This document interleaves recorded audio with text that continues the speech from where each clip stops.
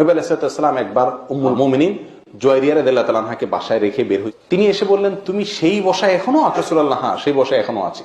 জুয়াইরিয়াকে, দেখো তুমি এতক্ষণে যত আমল করলে, যত জিকির করলে, যত দোয়া করলে, আমি 4টি মাত্র বাক্য 3 বার পাঠ করে যেই পরিমাণ সওয়াবের ভার আমি সঞ্চয় করেছি, তোমার এই পুরো সময়ের নেক আমলের চাইতে ওইটা ভারী।